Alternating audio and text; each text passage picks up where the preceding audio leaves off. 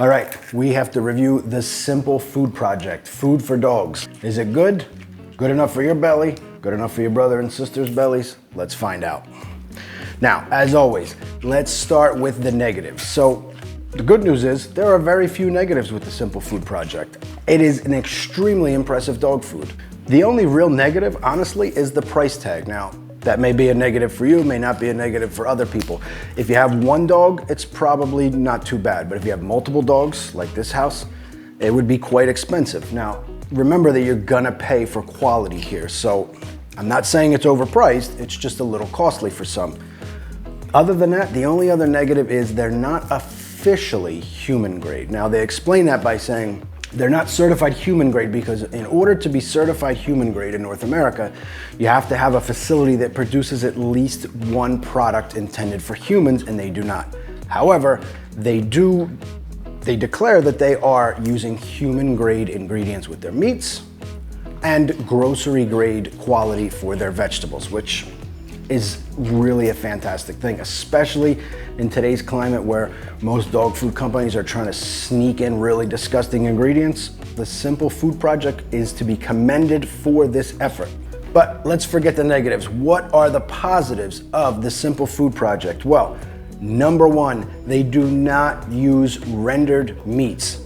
Thankfully, there are no corn, soy, or wheat. So right off the bat, this sets them apart in a positive way from about 75 to 80% of the dog foods on the market. Now, we're gonna review this dog food in relation to some other high-end dog foods like carnivore or visionary pet foods. So let's get down into the details of this thing. It's great, they're not using rendered meats. They're not using corn, soy, or wheat, or any fillers. That is fantastic. As we said, it's already put them far and above most dog foods on the shelves. But what about number two? What is the second benefit? What is the second positive? You don't know? Number two, they cook their food at low temperatures in small batches. This, again, will set them apart from, this is probably 90 to 95% of the dog food. Why is it so important to cook with low temperatures? Well, most dog foods, and I mean most dog foods on the shelves, even some of the higher end brands that you're gonna pay a lot of money for, take a piece of food. So let's take this red bell pepper. Now, this is obviously a healthy food, right? Doesn't matter if it's meat or vegetables. They're gonna take this, they're gonna cook it once at an extremely high temperature, way higher than your oven at home would ever be able to produce. Then they're gonna take it a second time and run it through a second high temperature process. That's not enough. Then a third time. And then right before it's fully processed, they cook it a fourth time. So this beautiful red bell pepper becomes a pile of sludgy sugar. So this is the problem with most dog food companies using things like a healthy sweet potato is cooked at such high temperatures and for so long that it does not resemble anything like a sweet potato. By the time it reaches your dog's bowl, it is a disgusting mass of overproduced sugar. So cooking at low temperatures allows the food to retain its nutrients. You're not gonna lose a lot, nor are you gonna alter the chemical structure of the carbohydrates in, say, vegetables or fruits, or destroy the protein that is in the meats or fish or chicken or whatever is in your dog food. The fact that they cook it in small batches is also helpful because it helps with quality control. See, one of the reasons why a lot of these big dog food companies get so many foods recalled, besides the fact that they don't care and they outsource their batching, their processing to places that are not very clean and the sanitary conditions are disgusting, Simple Food Project instead makes everything in-house and in small batches. So if something goes wrong, they can easily identify the problem and eliminate it. Now, so far, they've never been recalled. They have a perfect record, and for this alone, it makes it a must buy. But there are more benefits, right? Ready? We're ready. Number three, low-ish carbohydrates. So this is not a ketogenic food. Let me just say that is maybe a negative gray area. If your dog is on keto, I would say no.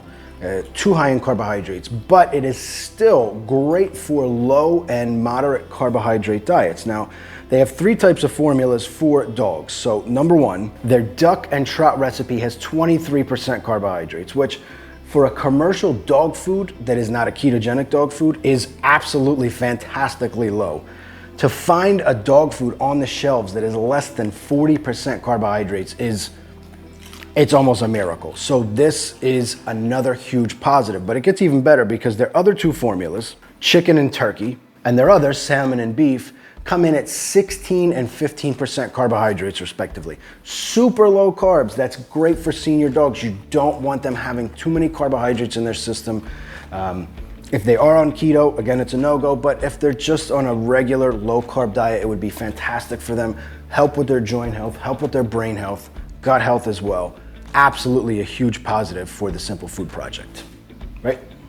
Benefit number 4, it passes the first 5 ingredients test, meaning when you read a dog food label, the first 5 things that are listed are what make up roughly 80 to 90% of the food. Anything after salt, called the salt divide, means when you see something put out by a crappy company like Purina or Royal Canin, and they'll say, oh, this food has blueberry powder and fairy dust, but it's always listed after salt, it's the 8th, 10th, 20th ingredient, you can be sure that there's not that much in the dog's food. It's mostly garbage. But in this case, we have the first 5 ingredients are fantastic. For example, in the beef and salmon recipe, you have grass-raised beef, you have wild-caught salmon, grass-raised beef liver, flax, and then more beef. So 5 ingredients that are all actual foods.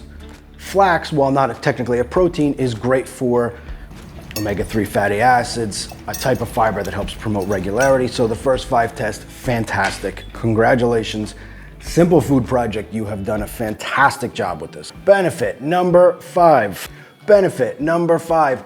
The fish in the fish formulas, the trout and the salmon, have been tested for heavy metal contamination and parasites. Now, this might seem like something that all companies do, but the fact of the matter is they do not. So obviously, with a senior especially, they have a sensitive body, a sensitive brain, sensitive systems. You don't want heavy metals going into them. You obviously don't want parasites. So going through these rigorous controls helps you have peace of mind that the fish that is going into your dog's belly, going into their body, right, is free of heavy metals, free of contaminants, free of parasites. This is a huge plus. Now, the Simple Food Project says that they are freeze-dried raw, so they're not completely raw, they're not traditional raw, but for those of you who are raw feeders, it should pass the test for you as well. They do recommend adding warm water or broth to your dog's food because they do come in a kibble form because they're freeze-dried. Now, obviously on this channel, we are always gonna recommend broth, and we're gonna recommend some omega-3 fatty acids, which for the most part, they do pretty well. The fish, the beef and salmon actually have a 2-to-1 ratio of omega-3 to omega-6. Again, this is like a little side benefit, but I always recommend adding omega-3 or a high EPA DHA oil to your dog's food, even homemade food. They get omega-3s in their food and I make it myself. So we're always gonna wanna get that ratio as high as possible because omega-3 fatty acids can help with dementia, joint health, organ health, their entire body, their eyes, their brains, their gut health, everything is helped by omega-3. So add a little bit of that, add a little bit of broth that you can make at home with this recipe. See how smooth that transition was? Thank you. And before we go, how many paws do we give it? 1, 2, 3, 4, 5. The highest rating, maybe gives it 5 paws. The Simple Food Project is a winner. Get it for your dog.